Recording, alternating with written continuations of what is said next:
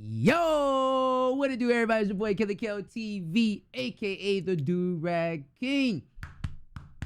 Chest outs for you and your crew. Back with some more reactions. We got Death on the Nile review. Now, me and the old lady went ahead and watched this movie at the house, man. Now I have never read any of these books. Okay, I know there's mad books and mad stuff about these. I haven't read anything about it. I just had to look up the previous one. So I had to look up the previous one. It was Murder on the Orient Express. I couldn't really tell. I just always say the train one. That one was a really good one, and I enjoyed it. And I didn't even know Knives Out was kind of linked to it too. And I liked that one. And that one came out on Amazon, and I really enjoyed that. But I have a little thing for murder mystery type of movies. But I'm gonna give you guys my biggest gripe about this one, okay? Two of my biggest gripes. Maybe I'm either getting too good, or I should be like a detective or some shit. Like I kind of already knew what was about to happen in this shit. Like it was too predictable on this one. Now, Murder in the Orient Express wasn't predictable at all. Now, spoiler. On the first one of Murder in the Orient Express, everybody was a killer. They all stabbed Buddy and killed him. You know what I mean? They were all the killers type of stuff. You know what I mean? I didn't even see that one coming. I'm not going to spoil this one, even though they might spoil this one, or I would say spoiler. All right, spoiler. I already knew the killers were. It was the husband and the wife, or the husband and the girlfriend and whatnot, because he had left her, blah, blah, blah, blah, blah, blah. They're probably going to explain it in the review. It was just predictable, you know what I mean? I just didn't know how they was going to come up to the conclusion to find out, like, you know what I mean? To find out what happened and stuff. But it was like, I just knew, like, you just knew, you know what I mean? That was my biggest gripe. And my second biggest gripe about it was pretty long, drawn out. That, you know what I mean? It didn't need to be, I think it's like 2 hours or something. It didn't need to be that long, bro. It didn't need to be that long at all. Those were my two biggest gripes. But other than that, though, visually really good. Characters, some of the characters were pretty weak on here. The cousin was pretty weak. The two girls that were gay was pretty weak. Not saying they're like, you know what I mean? I'm saying their characters, like they're, you know what I mean? I don't know, he's trying to get canceled and shit. But they just had weak storylines, stuff like that. Ultimately, I would say that this wasn't better than Murder on the Orient Express, but it was still a good movie. It was, the story was pretty good. It just lacked in a couple of departments. IGN is going to help me out, articulate it better, because your boy can't articulate shit, okay? I can't articulate a goddamn thing. All I can say is my ninja or nigga point of view, okay? I think you can say nigga on YouTube, right? All right, I'm going to show you guys my nigga point of view, okay? The shit was good, okay? It was good. It just wasn't that great, okay? I would still watch Knives Out over this, and I'll watch Murder on the Orient Express over this, okay? That's all I'm going to say. But still a good movie. You can watch with the friends, kids, whatever. You probably get your brains working and whatnot. It's just long, okay? Other than that, though, I really got no gripes about it. On a scale of 1 to 10, I had to give it a solid, I ain't gonna cap, I'll probably give it like a solid 6.57 out of 10. I ain't gonna lie to you. Like I said, it didn't really hit as hard, but I liked it though. You know what I mean? It just didn't hit as hard as I thought it would. And I seen this in theaters. I actually took the old lady. We actually went to go watch this in the movies. So that actually tells you that we actually got the full experience on that. But yeah, man. Let me know if you guys enjoyed this movie, man, to see what IGN is talking about. Let's see, man. I am Hercule Poirot. The crime is murder. The murderer is one of you. Actor-director Kenneth Branagh loves Hercule Poirot, and it shows in his I do like the actors in here. A loose sequel to Murder on the Orient Express. I will say, too. Hey, no. On top of my finger right here. I will say that, God dang, I was about to say, I had a brain fart over here smacking on my freaking finger.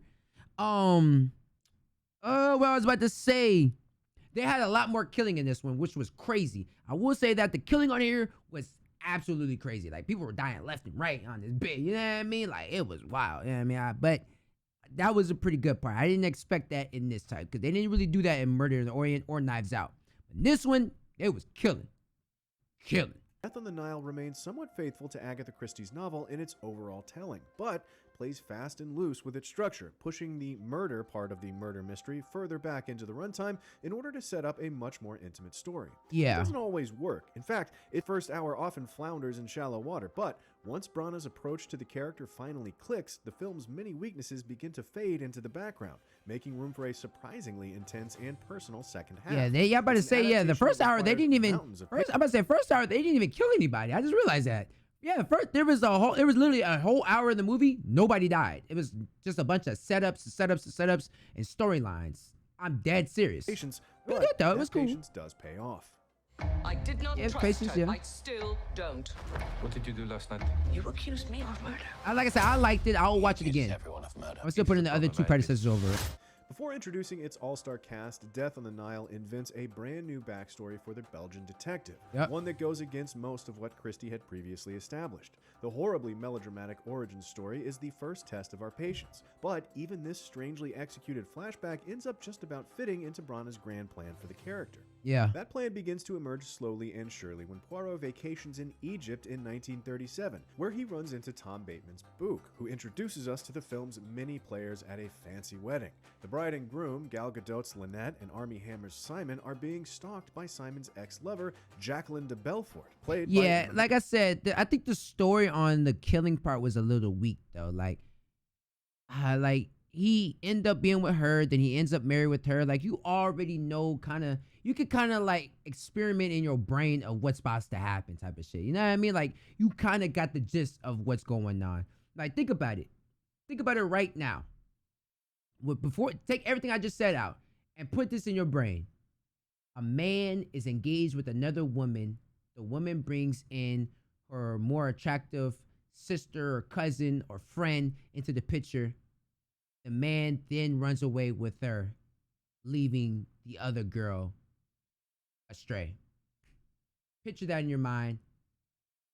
That's the movie. You know what I mean? Like it's just picture that. And picture all the things that could happen in there. You know what I mean? Like, obviously there's other things in here, but... Mackie simmers with a jealousy waiting to explode into something uncontainable. Why does it keep freezing? Making her especially alluring to watch.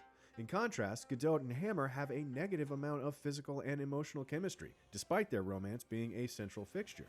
Thankfully, Lynette and Simon are far from the only major characters, despite their importance to the plot. The most immediately impactful supporting performance among the wedding guests comes courtesy of Russell Brand as Lynette's former fiancé and Ali Fuzzle as Lynette's shifty-eyed cousin and estate agent who slithers through every scene as if every line and interaction of his contains ulterior motives. In addition to there was no motives at all. With the charm and self-affliction of a young Marlon Brando. Slowly, Brana reveals his through line for Poirot, which is about clashing cynicism and optimism in the face of love. Despite Poirot's best efforts, the methodical detective is drawn deeper not only into a mystery of murder, but of passion gone awry, which brings to the surface feelings he had long and comfortably buried. Before Death on this the whole Nile thing gets was to like this a whole emotional love place, however, fest. it drags its feet through an occasionally off-kilter aesthetic experience. Yeah. Each time the story stops at some famous location, these exteriors are brought half to life through an awkward digital unreality that is distracting at best, and at worst,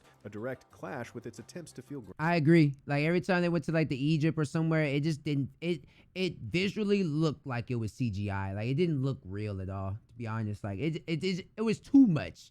You know what I mean? Like it was just too much colorful, too much theatrical, whatever you want to say, stuff going on. That makes sense. Like I get what he's saying. Grand and exotic. Coupled with the strained performances from the likes of Gadot, it all feels uncanny and fake. Yeah. The reality of the extravagance is meant to be a major theme. However, once the story has taken plunge after plunge into bloody territory, Branagh's visual approach sidesteps most of these problems. The digital sheen of daytime landscape shots is replaced by cramped interiors, in which interrogations and confessions unfold in rightfully uncomfortable spaces, awash in mysterious darkness. The performances are allowed a focused intensity in the film's back half, including and especially Branagh's. Branagh's struggle as Poirot's armor begins to crack leads to some of the most piercing individual close-ups in his recent career. Yeah. And they carry a surprising emotional heft. Even if the central pieces of the mystery aren't all that mysterious, everyone who ends up caught in its crosshairs is afforded enough emotionally incisive moments that add up to a worthwhile whole. Many great stories. All right. He said a lot of information right there. I don't know if you guys were like paying attention and stuff like that. But he said a lot of great information from how visually it is to how he was about to set it up, how that characters were acting, how they were portraying in the movie. Like he gave out a lot of information. But in Ninja terms, he was just stating that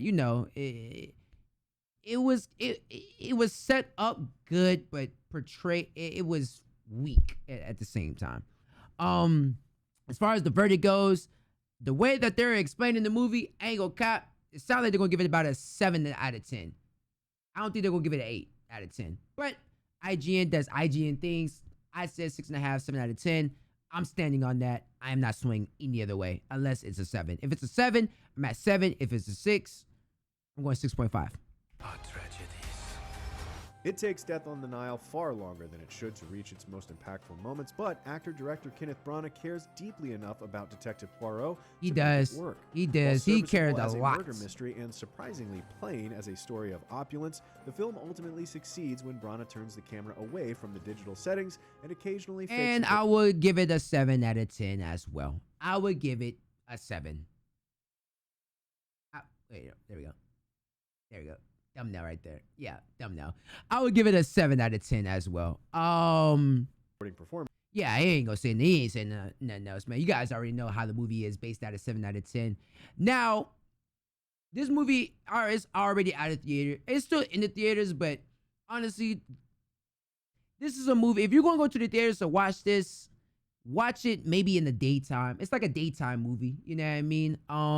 With your girl, your side piece or whatnot. I don't know. You know what I mean? It's like you're just chilling. You know what I mean? Because you don't have to watch the movie. You get what I'm saying? Like, so this is one of those type of movies. Or if you really want to watch this movie, like you really want to watch it, I would say save your money and wait till it comes on demand. I think this movie will be on demand by April, if not May. You know what I mean? Latest May, this movie will be on Xfinity, Peacock, or whatever. I will wait till then. It's a good homey movie. Like I'll watch this again in my Samsung Curve in the living room. You get what I'm saying? So I'll wait towards that, man. But other than that, man, that's Death on the Nile review. With your nigga, Kelly Kill TV. Make sure you guys like and subscribe on the road to 700 subs. I would like to say I'm back in reactions, but we don't really know, man. As always, this is your boy Kelly Kill TV, aka the Do Rag King. Hey, I'm gonna catch y'all in the next one, man.